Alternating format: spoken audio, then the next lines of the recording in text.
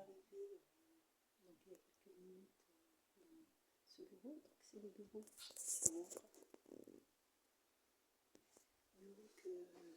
que j'occupe le mardi matin principalement, deux fois un peu dans l'après-midi, principalement le mardi matin. J'interviens ici dans un institut médico-éducatif. Donc institut médico-éducatif dans le domaine du handicap, plus particulièrement la prise en charge des troubles autistiques. En tant qu'assistante de service social, donc je ne travaille pas sur l'angle, je dirais, d'éducatif des enfants. En tant qu'assistante de service social, moi, mes interventions sont sur l'accompagnement administratif, et l'administration dans les situations de ce type sont gérées par la famille, donc tout particulièrement les parents, parce que au sein de l'institut, les enfants sont censés être pris en charge jusqu'à l'âge de 20 ans. Il s'avère qu'il y a à un moment donné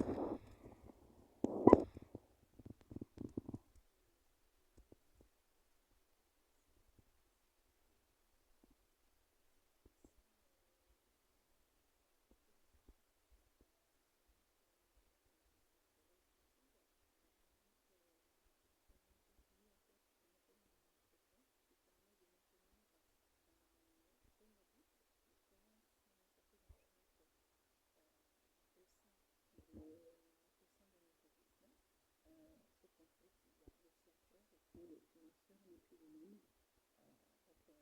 Il fallait constituer ce dossier pour permettre une prise en charge. Voilà. Permet de monter surtout l'établissement social du jeune adulte.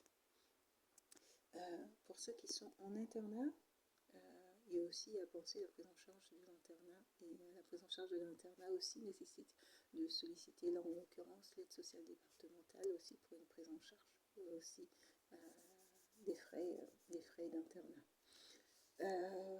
Et il y a aussi un des critères aussi de l'amendement Creton, c'est surtout que les parents soient dans une dynamique de recherche, c'est-à-dire qu'en fait là ça veut dire qu'un IME qui maintient des personnes dans le cadre de l'amendement Creton n'est pas dans la possibilité d'accueillir d'autres personnes, d'autres usagers. Ainsi, pour qu'ils puissent avoir, pour que les personnes ne restent pas dans un institut médico-éducatif censé être dans la prise en charge éducative des enfants normalement, jusqu'à l'âge de 20 ans, jeunes adultes, il faut leur trouver des établissements. Et un des critères de l'amendement Creton, c'est que les parents soient dans cette dynamique de recherche d'établissement. En tout cas, qu'ils lancent les dossiers, qu'ils s'investissent dans ce domaine-là. Et moi, je suis amenée, dans ce cas-là, à travailler dans ce domaine-là. Donc, j'interviens jusqu'au 11 avril sur ce dispositif, donc en institut médico-éducatif, principalement le mardi matin. Voilà, sur ce dispositif. Et après, ça m'arrive de faire des visites à domicile ou de gérer autrement les interventions qu'il y a à mener ici. Donc j'interviens vraiment sur les dossiers. Ça peut être des dossiers pour permettre, notamment quand l'usager passe de l'adolescence au moment adulte, en fait, la transition, c'est-à-dire que pour des enfants autistes, il est plus que probable qu'ils soient majeurs protégés. Donc il faut aussi rappeler aux parents qu'il y a des démarches à effectuer pour permettre à ce que leurs enfants soient reconnus en incapacité, et donc qu'ils puissent eux avoir ce que bien souvent les parents choisissent, l'habilitation familiale, pour pouvoir gérer les biens de leur enfant. Voilà, donc l'activité qui est faite donc durant le mardi matin sur place. Et puis bon, selon les démarches qu'il y a à faire. Donc, il y a une file active. La file active est rattachée à l'établissement, bien sûr. Hein. La file active est rattachée à l'établissement. Donc voilà. Donc, bon, toutes les familles n'ont pas besoin d'accompagnement. Il y a des familles qui sont, quand même une grande partie des familles qui sont autonomes et gèrent seuls leur...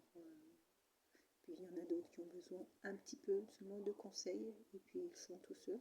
Et puis il y en a qui ont besoin d'un peu plus d'aide et de soutien dans les démarches. Donc il faut voir ça. Mais l'objectif, c'est de les amener à l'autonomie. Il n'y a aucun intérêt de faire en sorte que les familles soient dépendantes de l'action sociale, parce qu'une famille qui ne comprend pas ce qui est fait ou pourquoi c'est fait, c'est une famille qui ne saura pas le faire de manière autonome. Or, si aujourd'hui, là pour le moment, je suis en fonction, je finis le 11 juin, si éventuellement il n'y a pas de remplacement, les familles vont rester pendant un petit temps sans intervenante. Et donc, dans ce cadre-là, il faut qu'ils sachent où ils en sont, quels sont les dossiers qui ont été faits, qu'est-ce qui a été envoyé, pourquoi ça a été envoyé. Donc, c'est pour ça que moi, je suis plutôt pour que les familles soient très mobilisées, hein, soient très voilà, c'est aux familles de compléter le dossier, c'est pas aux travailleurs sociaux. Une famille où les personnes sont illettrées, on est sur un autre sujet. Et puis, j'en ai jamais vu ici. Mais voilà. Mais c'est aux familles